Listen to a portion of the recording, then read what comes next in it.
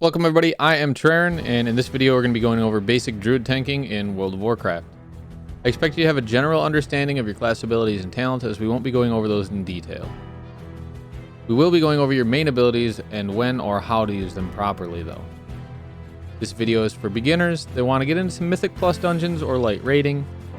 These are my opinions and things I've experienced doing Mythic Plus dungeons myself. Please let me know in the comments how wrong I am. First, here's a list of the abilities we're going to be talking about today.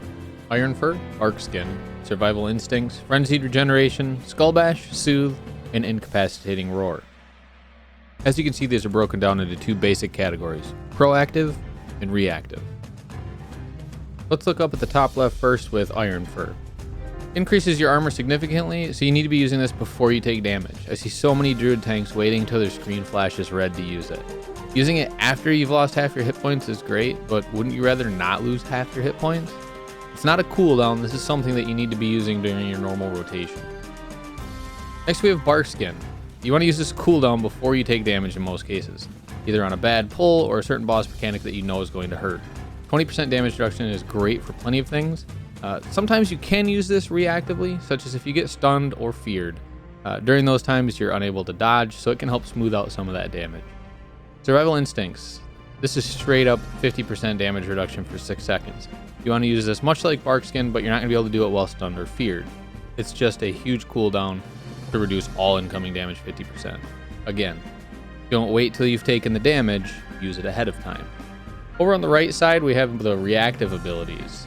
First one here is Frenzied Regeneration. You're going to be using this more than the others. It heals you for a certain percentage of your health. So you want to be using this after you've taken some damage. You don't necessarily have to be below the percent of health that it's going to heal you for, because you're going to continue to take damage through the fight. But using it while full health is useless. This is changing slightly in Shadowlands, but the application will be roughly the same. Instead of healing you, it's going to increase your healing received. Skull Bash, this is your interrupt. Even as a tank, you should still be interrupting throughout the dungeon. You want to Skull Bash important spells or abilities as often as possible. Usually you're going to coordinate with your group some sort of interrupt rotation, depending on the fight. In most cases, though, you can't interrupt too much. Soothe. It can be used to remove an enrage effect on an enemy. It does nothing if they aren't enraged or have some other similar ability, so it's purely reactive. By removing an enrage effect, you're reducing your incoming damage, which is always a good thing. It's particularly good on the Mythic Plus affix raging. Basically negates it.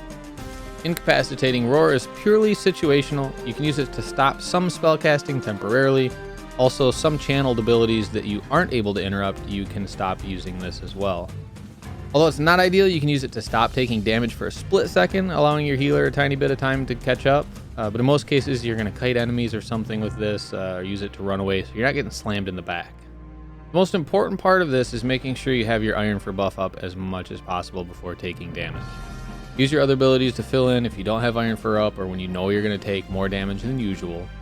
Knowing the dungeon raid is really, really important also. Practice does make perfect. Also, letting your group know that you're new to tanking or new to the dungeon or raid is also helpful. They're either going to help you out, or they're going to kick you from the group, but you don't want to play with those types of people anyways. One last thing, never, ever, ever, ever turn your back on a boss or group of enemies. Imagine fighting someone facing the other direction. The same rules apply in World of Warcraft. That wraps up this video on druid tanking basics. Please make sure to like and subscribe so you know when future videos are released. Also catch me over on Twitch at twitch.tv/jtraren, where we can hang out, answer questions, do some dungeons. That's it for now. Until next time.